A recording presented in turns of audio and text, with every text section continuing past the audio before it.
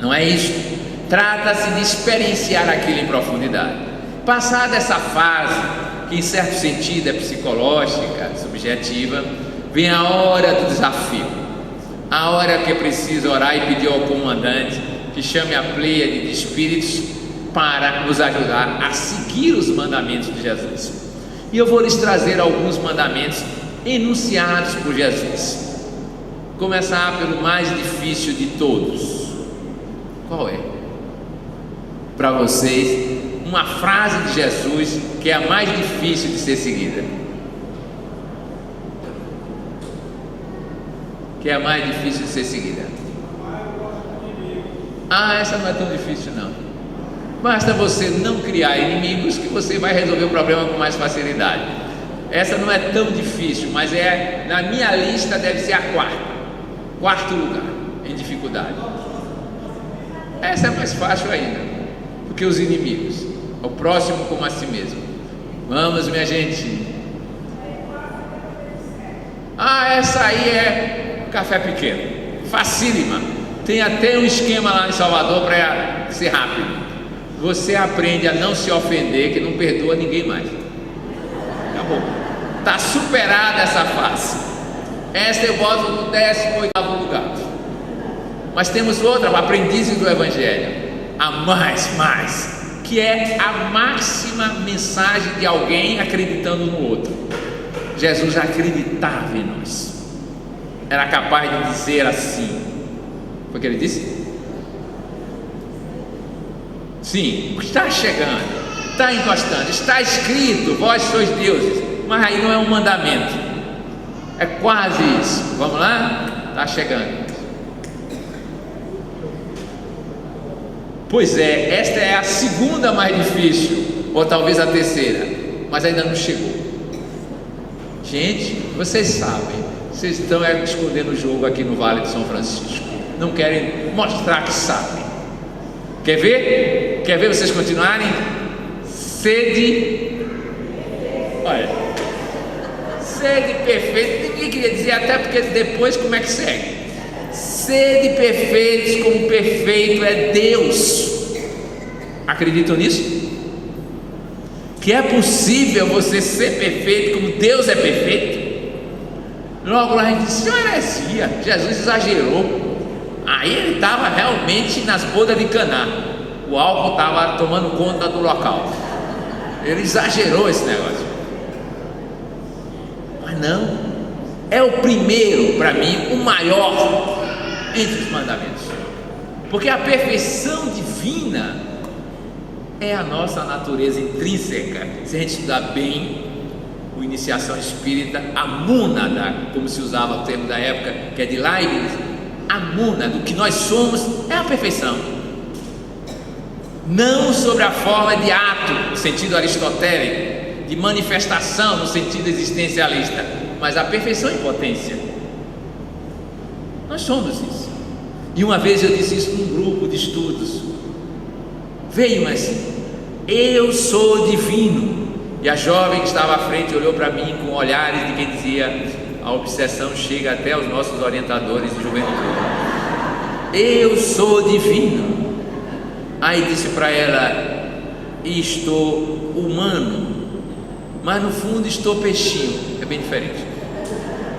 Pois bem, ser é algo essencial que ele dizia, e que é possível transformar isso em manifestação. Sede perfeitos como perfeito é o Pai Celestial, a linguagem da época. Então esse é o primeiro mandamento, primeiro e último, porque depois disso nada mais há a realizar. Mas esse sede perfeitos vai implicar no segundo mandamento, para nós aprendizes do Evangelho, diretamente. Vocês vão dizer assim, mas isso não é a biografia de Edgar Morin. Esta é a essência da vida de Edgar Morin segundo Pechingo. Era isso que ele buscava. Não era se tinha o título A, o título B, a organização C. Era viva isto, experiencie isto, e isto vai ser uma revolução espiritual ao mundo. Claro que o saber científico é importante, o filosófico é importante, a experiência cotidiana é importante, Mas se você não viver a utopia do Evangelho naquilo que é o mandamento de Jesus, tudo isso vai ficar pequeno. Aí vem o segundo mandamento: sede uno em mim, como sou uno no Pai Celestial. É parente do primeiro. Parente do primeiro. Estamos unificados em Deus. Ora, a unificação é um processo que João Smuts descreveu na Holismo e Evolução. À medida que vamos evoluindo, vamos formando agregados cada vez maiores, órgãos cada vez mais complexos. Ver em Deus unido ao Cristo, que é o nosso caminho histórico, social e espiritual, já que ele dizia que era o caminho, a verdade e a vida. Então, esse segundo mandamento. O terceiro mandamento já foi citado aqui pelo meu irmão apostólico Pedro. Já que ele é Pedro, eu sou André, vamos levando aqui para ver se a gente cria a troika novamente, novamente, sem João, ou talvez sem Tiago, mas vamos lá. Pois bem, o terceiro mandamento, ele mencionou aqui, que é mais ou menos interpolado da seguinte forma: tendo fé do tamanho de um grão de mostarda, fareis o que eu fiz e mais ainda, ou transportarei a montanha, direis a montanha, vai daqui para ali e ela irá.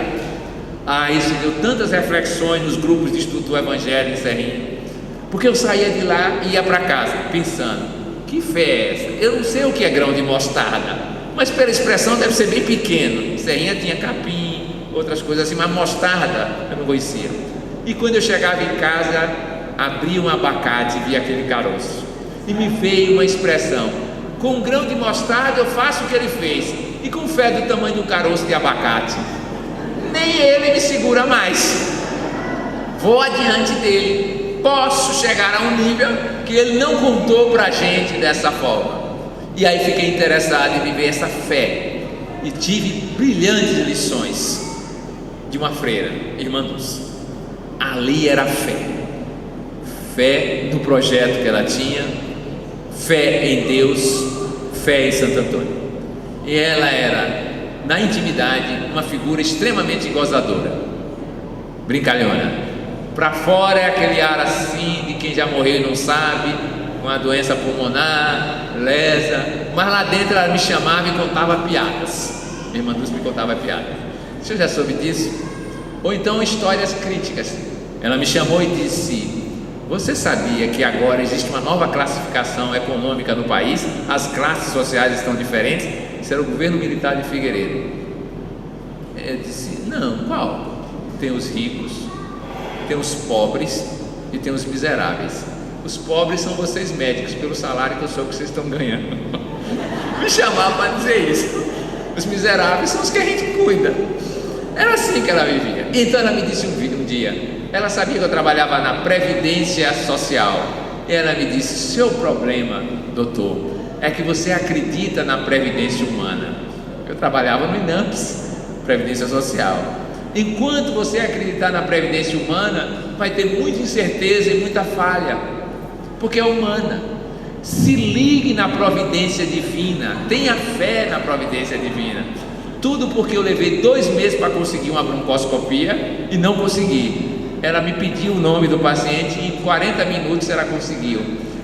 Ela disse: irmã, como é que a senhora faz isso? Eu ligo para Santo Antônio, falo com ele fala com Deus e eu ameaço Deus logo. Esse não é problema meu, os pobres são seus, eu não criei nenhum, então cuide deles. E um dia, eu não posso lhe dizer hoje completamente, porque o tema seria fugir, ela me deu uma aula, porque eu perguntei: tudo bem, quem não tem fé faz o quê? Não pode ir no supermercado e comprar meio quilo de fé, 1 litro de fé. Como é que adquire a fé? E ela, como uma missionária do Evangelho, virou-se e disse: venha cá que eu vou lhe ensinar. E me deu uma aula de como construir fé. Vocês já tiveram essa aula? Pois é, um dia eu darei para vocês. O que ela me disse sobre como é que pega uma fé do tamanho de um elétron e faz a fé virar do tamanho de um grão de mostarda, que é um avanço tremendo. Mas com esta fé, olha o mandamento de Jesus, poderemos fazer a transformação. Logo a seguir veio o 4º mandamento, que é o 4º mandamento de Jesus, que eu acho extremamente importante, difícil de entender e de viver. Buscai o reino dos céus em sua justiça. Não andeis ansiosos com o dia de amanhã. Jesus Cristo já anunciava que a profissão de psicólogo não existiria para a ansiedade se o evangelho funcionasse, e eu perderia bastante clientes 2000 anos depois. Os lírios dos campos vestem-se mais belamente do que Salomão em toda a sua glória. As aves do céu têm o seu celeiro, a sua alimentação garantida, e não ajuntam em celeiros. Essa é a nossa versão contemporânea. Mas quem de nós está disposto a subordinar o reino da terra ao reino do Espírito e viver para o Espírito e não para a matéria? Quarto mandamento para o aprendido do Evangelho. O quinto mandamento pode ser para uns: amai como eu vos amei. E o amigo dá a vida pelo amigo. Leiam Amor e Renúncia e verão isso. Eles podem até me abandonar, se tornarem meus adversários, mas não privarão das minhas recordações de ter-os feito conhecer o Evangelho. O amigo faz isso. Mesmo abandonado, mesmo traído, vive de outra forma. Só uma pessoa, no nível humano, trivial nosso, cantou uma música que parece dessa forma, mas não como amiga, como a amada amante. Uma pessoa. Porque a maioria de nós não sabe o que é esse amor doação, amor ágape, amor ternura, filia, como diziam os gregos. Vocês sabem que essa pessoa, uma cantora quase desconhecida da geração atual, Martinha, ela dizia assim: ainda que você não queira, de qualquer maneira eu sou de você. Olha só que beleza.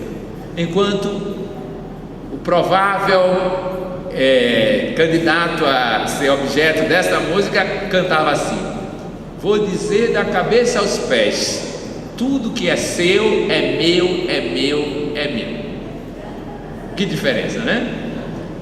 Imagine que isso é do humano ainda, masculino e feminino. Agora, o humano, eu dou a minha vida pelo amigo. Este amor que é absolutamente incondicional, parecido com os amores maternos, que só tem uma condição: ser filho.